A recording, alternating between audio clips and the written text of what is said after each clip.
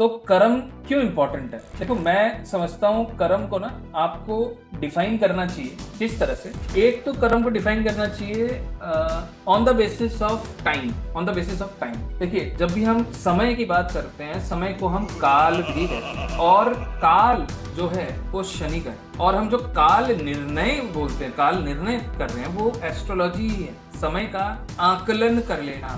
कर्म अच्छा रखना बहुत जरूरी है। तो हम कैसे कर्मा को पॉजिटिव बनाएं, तो उसका कुछ मैं प्रोसेस बता रहा हूँ, ठीक है? अब मैं ऐसे ऐसे एक किताब ले सकते हो, ऐसे, ठीक है? ऐसे पूरा प्लेन पेपर, ऐसे जिसमें लाइन ना हो, अनरूल्ड। डेली उसमें आप कोशिश करो 5 मिनट कुछ ना कुछ लिखो। अगर लिख सकते हो तो ग्रेटिट्यूड जरूर कि इस पूरे विश्व ने, इस ब्रह्मांड ने, इस परम ईश्वर ने आपको क्या क्या चीज दी जिससे आप बहुत खुश हो। कुछ ना कुछ तो जरूर होगा। डेली सिर्फ 5 मिनट उस पर लिखनी है ना। तो एकदम सोने से पहले मत करना, क्योंकि कई चांसेस होते हैं कि कई लोग जल्दी फिर सो जाते हैं और आलस आ जाता है ना। भूख लगती, खाना खाते हो ना, खाने से पहले अब ये रिमाइंड लगा लो, भैया खाने से पहले मेरे को ग्रेटिट्यूड लिखना है, नहीं तो खाना नहीं खाना है, फिर पूरी रात नींद नहीं आएगी। खाना नहीं खाया, खाना नहीं खाया, ठीक है जी। ये जरूरी है। तो the matter of doing good Karma, what is good Karma? जब भी कोई भी आपकी एक्शन जो दूसरे को दुखी ना करे। अब आप बोलोगे कि आपने ये कोर्स इतने का लॉन्च किया है ना, कई लोग इसमें दुखी हो गए कि इस कोर्स की फीस कम होनी चाहिए। तो मैं उनको ये कहूंगा कि आप जाके पूरे भारतवर्ष में देखें, मतलब पूरे इंटरनेट में सर्च करें कि केपी हिट थ्योरी के ऊपर जो भी पढ़ा रहे हैं वो कोई भी 15-16 हजार के नीचे नहीं पढ़ा रहे, मिनिमम कह रहा हूँ। तो हम ऑलरेडी बहुत ही इकोनॉमिकल वे में शेयर कर रहे हैं नॉलेज। भारतीय एक, मैं कहूँगा एक हैबिट है कि हम पैसे को जमा करने में बड़े खुश होते हैं, है ना, कि हम जमा करते हैं, कुछ खर्च करते हैं, कुछ जमा करते हैं, और जमा ना करना कहीं ना कहीं हम बुरा मानते हैं। तो ऐसे ही कर्मा का फंडा है कि आपको अच्छा जमा करना है। आप बोलोगे अरे मैं नहीं रहूंगा, किसके काम आएगा? आपके बच्चों के काम आए, आपकी फैमिली के काम आए। अगर आप कोई भी अच्छा कर्म कर रहे हैं, आप चिंता ना करें। अगर आपको आभास नहीं हो रहा कुछ अच्छा हो रहा है, आपके परिवार को जरूर अच्छा मिलेगा, जरूर अच्छा मिलेगा, क्योंकि भगवान के घर में देर है, अंधेर नहीं, अंधेर नहीं, अंधेर नहीं, अंधेर नहीं।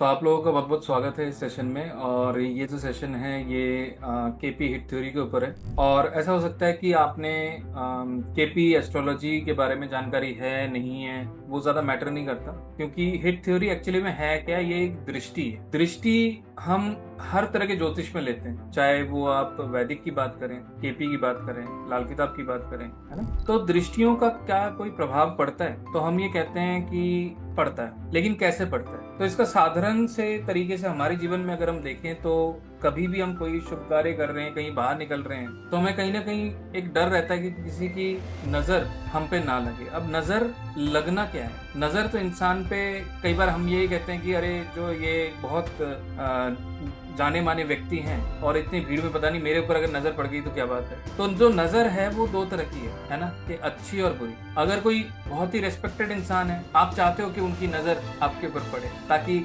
आपसे उनकी बातचीत हो, आपको वो जाने। लेकिन आप चाहते हैं कि कोई ऐसा इंसान जो हमेशा ही नेगेटिविटी देता है, उसकी नजर में हम ना आए। ऐसा होता ही नहीं होता? आप ये सुनो एक बार बताइए। तो सिंपल बात है, नजर का इंपॉर्टेंस होता ही होता है, ठीक है। और किस चीज का इंपॉर्टेंट होता है? दूसरा इंपॉर्टेंट होता है कर्म का, जिसके ऊपर पूरी ज्योतिष शास्त्र टिका हुआ है। अब कर्म है किसका? आपका है, आपके पूर्वजों का है, या आपके बच्चों का है? देखिए, कर्म कहीं ना कहीं आपके पूरे पूरे जितनी भी लीनियज है, जो भी वो कार्य कर रहे हैं, उसका भोग आपको मिलता है, ठीक है। तो इसलिए हम कर्म को भी जान लें, उस पर डिटेल में बात करेंगे।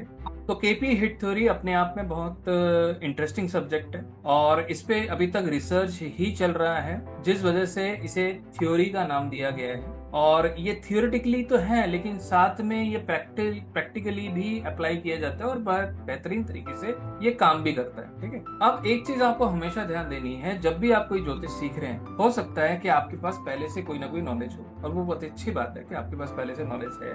लेकिन मैं ये कहूंगा कि जो भी नॉलेज आपके पास पहले से है, तो आप कोशिश करें कि अभी फिलहाल के लिए उस नॉलेज को भूल जाइए, कुछ नया सीखते हैं और चर्चा करेंगे और डिटेल में इसके बारे में समझेंगे। और मेरे क्लास में अगर आप आए हो तो मेरी तरफ से पूरी कोशिश रहेगी कि जितने भी स्टूडेंट हैं, चाहे उनको केपी ज्योतिष आता हो नहीं आता हो, हम काफी हद तक उनको पूरी जानकारी देंगे, ताकि इस कोर्स का जो भी रिजल्ट है, आउटपुट है, वो प्रॉपर तरीके से लगा सकें और लाइफ में अपने लिए और अपने परिवार के लिए, और अगर आप प्रोफेशनली करते हैं तो अपने क्लाइंट्स के लिए आप बचाव कर सकें। तो शुरू करने से पहले मैं एक चीज बता देता हूँ, जब भी कोई भी नॉलेज की शुरुआत होती है, एक तो ईश्वर को और अपने गुरु को जरूर याद कर लेना चाहिए। तो मैं इस परम आत्मा और परमात्मा को याद करता हूँ और यही मनोकामना करता हूँ कि जो भी मैं नॉलेज आप लोगों को शेयर करने की कोशिश करूँगा, वो कहीं ना कहीं आप लोगों को पूरी तरह हेल्प करे, और आगे जाके जितने भी लोग आपसे संपर्क करेंगे, इस नॉलेज के माध्यम से हम उनको कहीं ना कुछ पॉजिटिविटी देने की कोशिश करें। तो सबसे पहले अगर हम शुरू करना चाहें तो सबसे पहले हम बात करते हैं कर्मा की, है ना। तो जैसे मैंने कहा कि कर्म बहुत इंपॉर्टेंट होता है जी। तो कर्म क्यों इंपॉर्टेंट है? देखो, मैं समझता हूँ कर्म को ना आपको डिफाइन करना चाहिए। किस तरह से? एक तो कर्म को डिफाइन करना चाहिए on the basis of time. On the basis of time, देखिए, जब भी हम समय की बात करते हैं, समय को हम काल भी कहते हैं, और काल जो है वो शनि का है। और हम जो काल निर्णय बोलते हैं, काल निर्णय कर रहे हैं, वो एस्ट्रोलॉजी ही है। समय का आकलन कर लेना, कैलकुलेशन कर लेना, to understand the quality of the time. अगर आपको पता है कि ये समय अच्छा है, तो आप बेटर से बेटर एफर्ट देके उस समय का लाभ ले सकते हैं। अगर आपको पता है ये समय अभी अच्छा नहीं है, तो आप कहीं ना कहीं बैकफुट में जाके डिफेंस कर सकते हैं, जिसके बेसिस पे आपको अपने लाइफ में कभी कोई लॉस नहीं होगा, है ना। तो समय का बहुत बड़ा इंपॉर्टेंट होता है। कर्मा जो हम बोलते हैं, कर्मा जनरली एक ही चीज एक्सप्लेन करता है कि आपने कुछ काम किया और उसका कुछ इफेक्ट आया, है ना। जैसे हम बोलते हैं every action has a reaction, every action has a reaction. Karma का मतलब बड़ा ही सिंपल है कि आपने कुछ किया और उसका कुछ इफेक्ट आया। एस्ट्रोलॉजी में हम यही कहते हैं कि भाई जैसा करोगे वैसा मिलेगा। बोया पेड़ बबूल का, तो आम कहाँ से होगा, है ना। तो कहने का मतलब है Karma is very very clear कि आप जो करोगे वो आपको मिलने वाला है। दूसरी बात होती है, क्या हम कैसे निर्धारित करें कि हम अच्छे कर्म कर रहे हैं या करेंगे या करते आ रहे हैं इतने समय से। तो the matter of doing good Karma. What is good Karma? जब भी कोई भी आपकी एक्शन जो दूसरे को दुखी ना करे। अब आप बोलोगे कि आपने ये कोर्स इतने का लॉन्च किया, है ना, कई लोग इसमें दुखी हो गए कि इस कोर्स की फीस कम होनी चाहिए। तो मैं उनको ये कहूंगा कि आप जाके पूरे भारतवर्ष में देखें, मतलब पूरे इंटरनेट में सर्च करें कि केपी हिट थ्योरी के ऊपर जो भी पढ़ा रहे हैं, वो कोई भी 15-16 हजार के नीचे नहीं पढ़ा रहे, मिनिमम कह रहा हूँ। तो हम ऑलरेडी बहुत ही इकोनॉमिकल वे में शेयर कर रहे हैं नॉलेज। और दूसरी बात, ये बात सत्य है कि हम पूरे दुनिया को खुश नहीं कर सकते, लेकिन हम इंडिविजुअली की बात कर रहे हैं कि जब भी आप किसी इंडिविजुअल से इंटरेक्ट कर रहे हैं, ऐसे वक्त पे आपने अगर कुछ ऐसा क्रिया किया जिससे वो इंसान दुखी हो गया, परेशान हो गया, तो उसका इफेक्ट तो जरूर मिलता है, तो हमें यही कोशिश करनी चाहिए, जो भी हम इफेक्ट करेंगे, जो भी हम एक्शन करेंगे, उससे दूसरों को कभी भी कोई सफरिंग ना हो और वो लाइफ में खुशी और आनंद भोग करें आपके कर्मों से, है ना। कर्म को कुछ भाग दिए गए हैं, जिसे सबसे पहले बोला गया है संचित कर्म। अब संचित कर्म क्या होता है? देखो, जो भी कर्म आपने पूर्व जन्मों से लेकर आए हो, चाहे वो अच्छा हो चाहे वो बुरा हो, तो उसे हम संचित कर्म कहते हैं।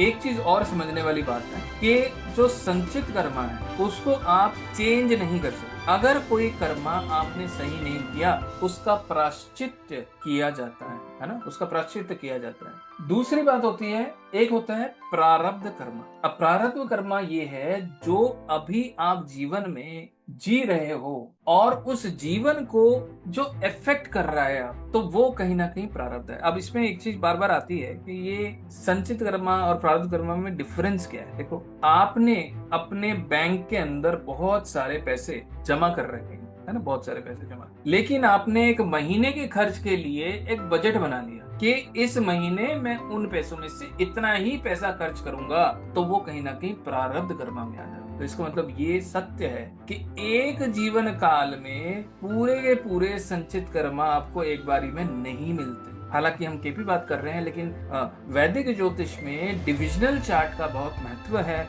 जिसमें D60 is carrying the complete संचित कर्मा ऑफ योर लाइफ। मतलब जितने आपने जन्म लिए, जितने आपने कर्म करे, उन सब का असर सारा का सारा आपको D60 में दिखता है। क्या एक इंसान उस सारे कर्मों को एक जीवन काल में झेल सकता है? तो मैं कहूंगा नहीं झेल सकता। इस चीज के लिए हमारा जो लगना है, मैं वैदिक की बात कर रहा हूँ, हमारा जो लगना है ना, उस लगना को हम ये कहते हैं कि it is Lord influenced by Lord Shiva. The Lagna is run by Lord Shiva. And D9, it is माँ Parvati. D9 always work like a filter कि D60 से जो भी संचित कर्मा आ रहे हैं, चाहे वो अच्छा हो या बुरा हो, D9, अब माता में हमेशा ही प्रेम है, हमेशा ही केयरिंग नेचर है, तो D9 always try to filter it out कि आपको उतना ही प्राप्त हो इन द फॉर्म ऑफ प्रारब्ध कर्मा जो आप इस जन्म में भोग सको। अब कई इंसान बोलते हैं, अरे हम तो बचपन से ही परेशान हैं। तो आप सोचो कि उनके जीवन में कितने संचित कर्मा होंगे जो शायद उन्होंने कहीं ना कहीं, तो देखो यूटिलाइज करना ही है ना अपने कर्मा को। देखो, आत्मा सूर्य से कनेक्टेड होती है। हम जब आत्मा की बात करते हैं, वो सूर्य से कनेक्टेड होती है, और आत्मा कभी नहीं मरती, है ना। ये हम प्रूव नहीं कर सकते, लेकिन अगर हम कोई भी सीक्रेट स्क्रिप्चर्स को रेफर करें, मैं गीता की अगर बात करूं, तो वहां पे भी लिखा है कि भाई आत्मा कभी नहीं मरती, लेकिन आत्मा कैरी करती है कर्मा को, है ना। आत्मा कर्मा को कैरी करती है। तो जब आप एक शरीर को त्याग करके दूसरे शरीर में जा रहे होते हैं, तो वो कर्मा तो साथ चल ही रहा है, आत्मा के साथ चल रहा है। तो इसलिए जो प्रारब्ध कर्मा है, it is coming from the D60 only, संचित कर्मा से ही आ रहा है, ठीक है। अब अगला कर्मा क्या है? अगला कर्मा आता है क्रियामान कर्मा। अब क्रियामान कर्मा क्या होता है? आपने जो काम किया उसका असर आपको इस जीवन में मिलेगा नहीं मिलेगा वो मैटर बाद में करेगा, लेकिन आपने जो काम किया, जैसे मैं कर्मा की बात करता, कर्मा इज एक्शन और उसका रिएक्शन है, तो आपने जो काम किया उसका जो इफेक्ट है वो कहीं ना कहीं आपको जो मिलेगा, तो कहीं ना कहीं क्रियामान कर्मा में हम लेंगे। मतलब डेली जो आप काम करते हैं वो कहीं ना कहीं क्रियामान कर्मा में आता है, ठीक है। तो 3 तरह के हमने कर्मा को समझने की कोशिश करी। अब कुंडली का जो 5वां भाव, कुंडली का जो 5वां भाव जिसे हम कहते हैं पूर्व पुण्य, कुंडली का जो 9वां भाव है जिसे हम कहते हैं भाग्य, किस्मत, है ना। भाग्य क्या, इंटरेस्टिंग बात बोल रहा हूँ, आप यस नो में आंसर करना। क्या भाग्य पुण्य कर्मों से इन्फ्लुएंस होता है? क्या भाग्य पुण्य कर्म से इन्फ्लुएंस होता है? जैसे हम पूर्व पुण्य की बात कर रहे हैं, क्या इन्फ्लुएंस होता है? ठीक है, यस होता है। तो कोई काउंट करेगा 9वें से 5वां, एक बार काउंट करके बताइए। 9वें से 5वां, 9वें घर से 5वें घर को काउंट करके बताइए कितना हुआ? 9। तो 9 जो घर होता है ना, हमेशा लगन से 9वां, लगन का सपोर्ट है। आपके जो कुल है, आपका जो परिवार है, वो हमेशा आपको सपोर्ट ही करेगा। आपके पिता, 9वां घर पिता, आपके पिता आपको हमेशा सपोर्ट ही करेंगे। कहने का मतलब ये है कि 9वां जो घर होता है उससे जो प्रथम आता है वो कहीं ना कहीं उसको सपोर्ट करता है। तो भाग्य का 9वां है पंचम भाव। तो इसका मतलब आपकी किस्मत और भाग्य, it is been influenced by पूर्व पुण्य, इट इज इन्फ्लुएंस्ड बाय पूर्व पुण्य। अब एक बच्चा जन्म लेता है अंबानी के घर में, एक बच्चा जन्म लेता है बहुत ही गरीब घर में। अब दोनों में एक ही तरह की एबिलिटीज है ना। एक बच्चा स्कूल जा पा रहा है, एक बच्चा स्कूल नहीं जा पा रहा है। दोनों में सेम ही काबिलियत है, लेकिन क्या जब वो दोनों ही 21-22 साल में पहुंचेंगे, दोनों क्या एक ही लेवल पे होंगे? बहुत मुश्किल है होना, नामुमकिन कुछ नहीं है, लेकिन बहुत मुश्किल है होना। ऐसा क्यों है? क्योंकि शुरुआत क्या है वो बहुत इंपॉर्टेंट होती है। तो इसलिए जिसे हम 5वें घर को पूर्व पुण्य कह रहे हैं, उसको आपको बोलना है पूर्व जन्म के कर्मों का फल। 5वां घर है पूर्व जन्मों के कर्मों का फल, तो 5वां घर है पूर्व जन्म के कर्मों का फल। इतना में समझ आ गया। अब वो कर्म अच्छा भी हो सकता है, बुरा भी हो सकता है। तो अच्छा होगा तो वह भाग्य को इन्फ्लुएंस करेगा, बुरा होगा तो भी भाग्य को इन्फ्लुएंस करेगा। पॉइंट समझ रहे हो किस बात पे मैं आ रहा हूँ, राइट? तो दोनों ही भाग्य को इन्फ्लुएंस करेगा। Very good. इसका मतलब आपको ये समझना है, पांचवे घर को हम सिर्फ और सिर्फ ये नहीं समझ सकते कि पूर्व पुण्य है, वो पूर्व जन्म के कर्मों का फल है। हम और हमारे जो बच्चे हैं वो कहीं ना कहीं पांचवे घर से ही हम देखते हैं। तो कहीं ना कहीं हमारे कहीं कर्म अच्छे हो तो ही हम कहते हैं भाई बच्चे अच्छे आए हैं और आगे जाके अच्छे आपके नाम को और बढ़ा रहे हैं, है ना? अगर पूर्व जन्म के कर्म कहीं ना कहीं ठीक नहीं तो वहां पे बच्चे माता पिता के नाम को डुबाते हैं, तो वो भी कहीं ना कहीं पूर्व जन्म से कनेक्ट। तो अगर हम प्रैक्टिकल की बात करें, हम generally we can not change the past but we can shape our future. कैसे? With conscious choice. Choices are very important. That is also a part of karma and that is also part of some remedies, है ना?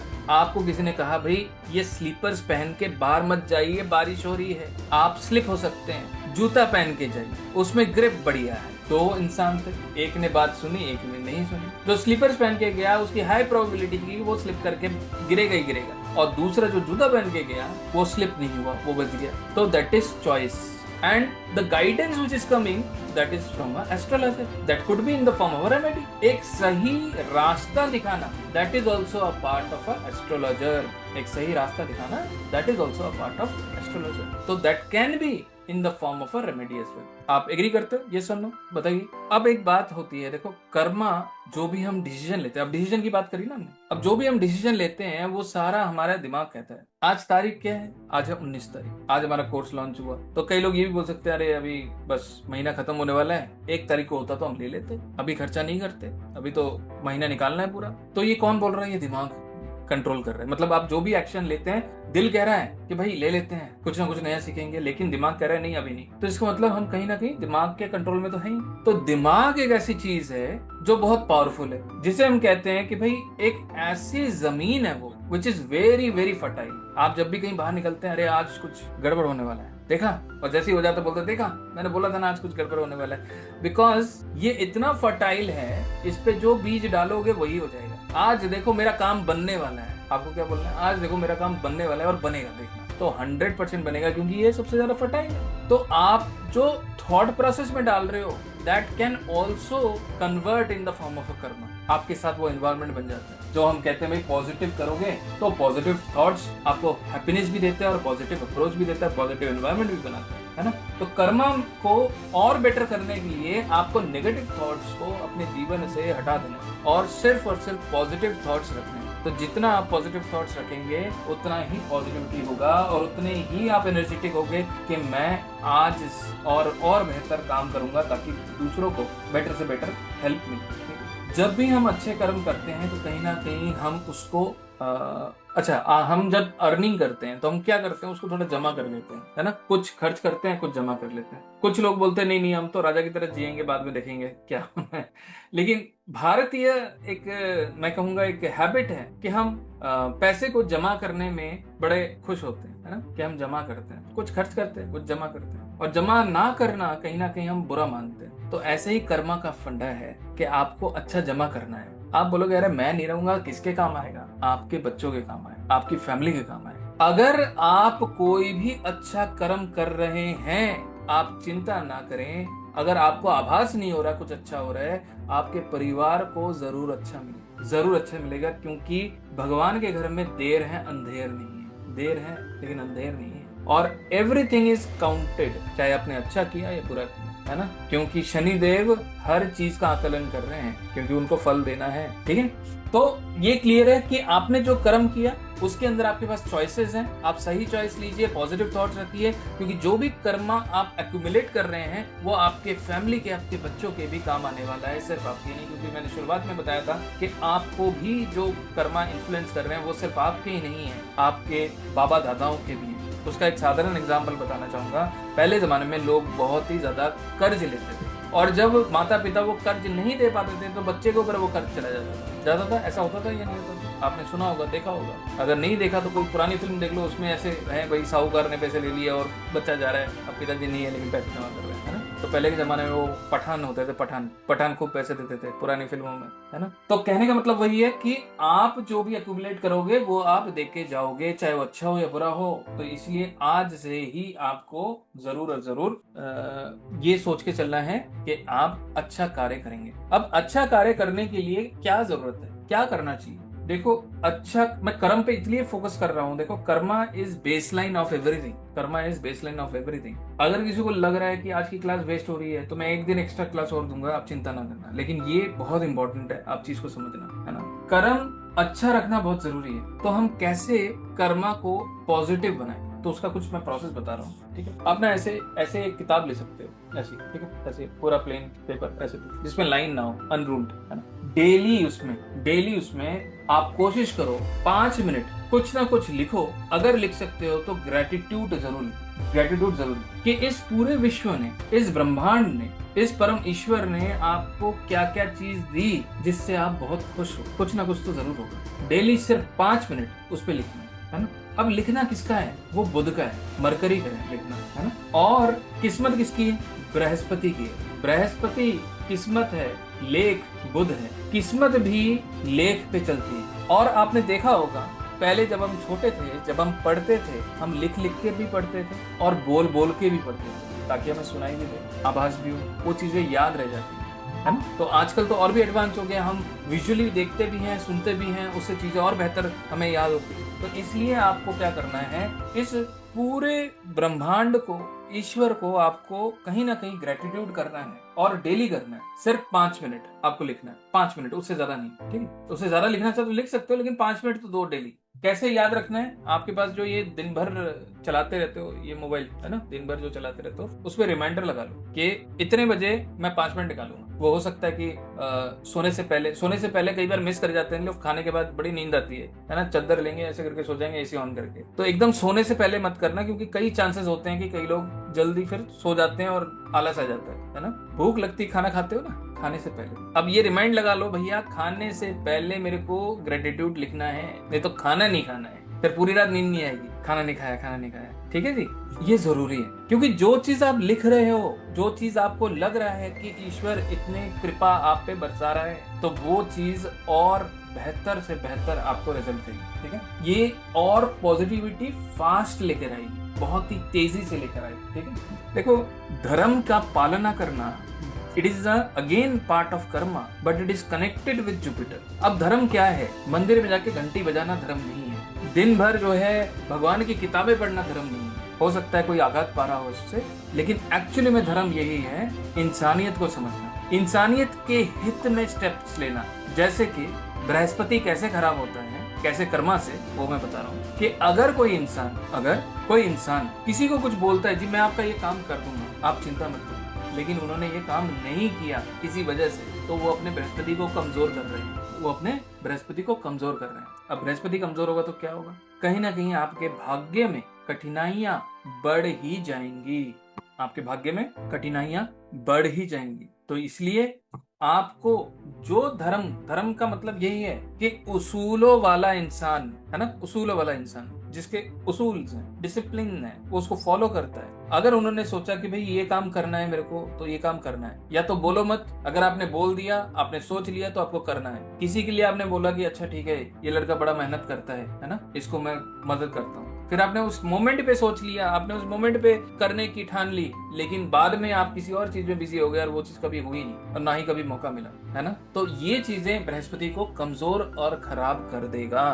तो ये धर्म का पालन करना बहुत जरूरी है। ये आपके कर्मा में ब्लॉकेजेस लाता है, जिसे हम विघ्न कहते हैं, जिसे हम ऑब्स्टिकल्स कहते हैं। क्यों? क्योंकि बृहस्पति तो क्या है? बृहस्पति तो किस्मत है। अच्छा, कितने लोगों ने सुना है कि बृहस्पति का जो चेला है वो केतु है? सुना है ऐसा कुछ? कोई शब्द सुना है हमने ऐसा? अच्छा, द्विवेदी ने कहा, मैंने सुना। अब Ketu is also very important. देखो, बृहस्पति हम मानते हैं टीचर को, हम इसलिए कहते हैं कि भाई गुरु जो भी है वो ईश्वर के समान है, देव तुल्य है, गुरुर ब्रह्मा गुरुर विष्णु, है ना। क्यों बोला क्या? क्योंकि वो ईश्वर के समान है, उनको उसी लेवल पे रखा गया। तो बृहस्पति जो गुरु है वो बहुत ही पूजनीय है, और गुरु का सबसे पूजनीय, आपके लिए पूजनीय क्या है? उनके चरण है, उनके चरण हैं। हम सिर्फ और सिर्फ ईश्वर के सामने, गुरु के सामने और गुरु के जैसे हम कहते हैं ना गुरु तुल्य, उस लेवल के जो माता पिता भी हैं उनके सामने हम जरूर और जरूर झुकते हैं, है ना। तो चरण जो है वो केतु के हैं, चरण जो है केतु के हैं। तो हम यही कहते हैं कि हे गुरुदेव, आप अपने चरणों में मुझे स्थान दें ताकि मुझे सही ज्ञान की प्राप्ति हो। तो इसलिए केतु भी बहुत इंपॉर्टेंट है। अब जो गुरु हैं, जैसे मैं कॉमन एग्जांपल बताता हूँ, आपने साईं बाबा को देखा होगा, है ना। अब जब साईं बाबा चलते थे तो उनके साथ एक छोटा सा कुत्ता भी चलता था, है ना। जो डॉग है it represents Ketu, the dog represents Ketu. Now what is the importance of Ketu, अब इसको समझिए।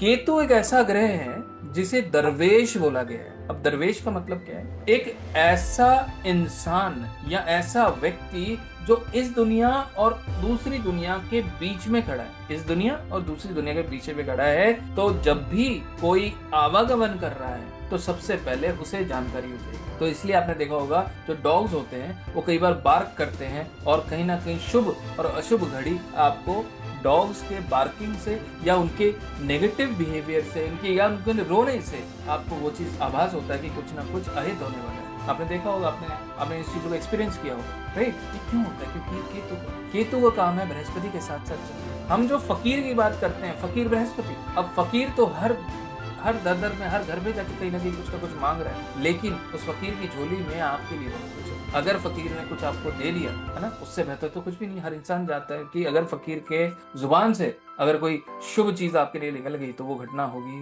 वो आपके लिए शुभता ही है ना। तो फकीर कहाँ दर बदर भटक रहा है? किसके साथ? केतु के साथ, टांगों के साथ, है ना। तो केतु बृहस्पति का कनेक्शन बड़ा ही स्ट्रॉन्ग है। अब बात करते हैं कि केतु खराब कैसे होता है, कौन से कर्मा करने से केतु खराब होता है, कौन से कर्मा करने से केतु खराब होता है। आपने देखा होगा कई लोग ऐसे होते हैं जी, और भाई साहब काम वाम कैसे चल रहा है, वो पहले ही रोने लग जाएगा, अरे क्या बताएं, बड़ी दिक्कत चल रहे हैं, बड़ी मुश्किलों में है, काम तो बस ऐसे ही है, लेकिन काम सब कुछ सही चल रहा है। लेकिन अननेसेसरी किसी के सामने रोना केतु बर्बाद करना। केतु को आपने अगर बर्बाद कर दिया तो आपको सबसे ज्यादा नुकसान होगा। ऐसा क्यों है? इस चीज को समझो आप, ऐसा क्यों है? क्योंकि शनि का काम है आपके कर्मों को चेक कर लेना, आपके कर्मों के इफेक्ट को प्रॉपर तरीके से एनालाइज कर लेना। किसका काम है? शनि का काम है। और शनि को इन्फॉर्मेशन कौन देता है? राहु और केतु। शनि को इन्फॉर्मेशन देता है राहु और केतु। राहु आपके खिलाफ बोलता है, केतु आपके लिए बोलता है, शनिदेव। और अगर आपने अपने केतु को खराब कर लिया तो आपके कर्मों का फल कैसा होगा अभी आप सोचिए। आप जो शनिदेव से डरते हो तो सबसे ज्यादा आपको केतु देव से डरना चाहिए,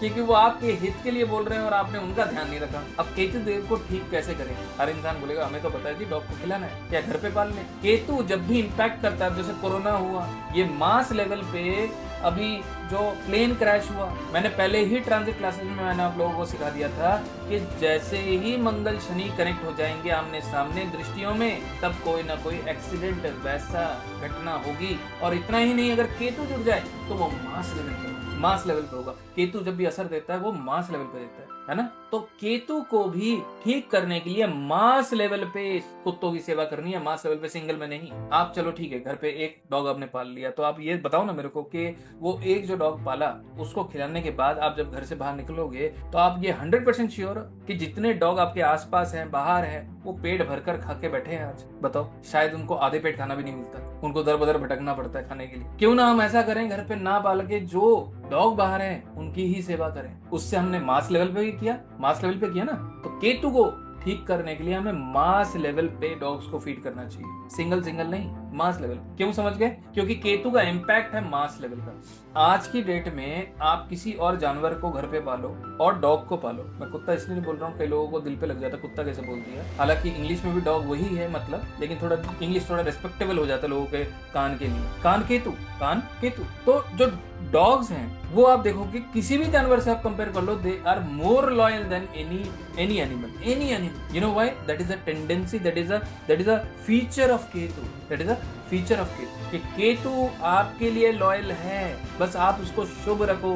that is also a part of a Karma, है ना। कर्मा कैसे खराब होते हैं लोग ये नहीं बताते, लोग ये बताते हैं कि कर्मा कैसे ठीक कर सकते हो, लेकिन खराब कैसे होता है वो भी तो जान लो। एक तरफ ठीक कर रहे हो और दूसरी तरफ जो है मतलब प्लास्टर चढ़ाए जा रहे हो, असली मरम्मत तो किए नहीं भाई। लीकेज जो है पानी की, जितना ही बढ़िया बढ़िया प्लास्टर लगा लो, टाइल लगा लो, कहीं ना कहीं भाई पानी तो लीकेज चल रहा है, दीवार तो कमजोर होती जाएगी, चाहे बाहर से ना दिख रहा हो। तो इसलिए इन चीजों को समझना जरूरी है। देखो, हम ये मानते हैं कि जब भी हमें अपने कर्मों की शुद्धिकरण करनी है तो आत्मा की शुद्धिकरण होना बहुत जरूरी है, क्योंकि आत्मा की शुद्धिकरण होगी तो ऑटोमेटिकली शरीर में भी जो नेगेटिविटी है वो भी दूर हो जाएगा, वो भी दूर हो जाएगा। तो इस चीज के लिए आप क्या कर सकते हो, आप कुछ मंत्र चांट कर सकते हो, है ना। उसमें आप कर सकते हो ओम नमः शिवाय। अगर किसी को कुछ नहीं आता, ओम नमः शिवाय। ओम नमः शिवाय को क्या बोलते हैं, क्या मंत्र कहते हैं, किसी को पता है क्या मंत्र कहते हैं उसे? ओम नमः शिवाय को क्या मंत्र कहते हैं? किसी ने सुना है? पंचाक्षरी मंत्र। ओम नमः शिवाय पंचाक्षरी मंत्र है। ये अपने आप में इतना ही इफेक्टिव, उतना ही संपूर्ण है।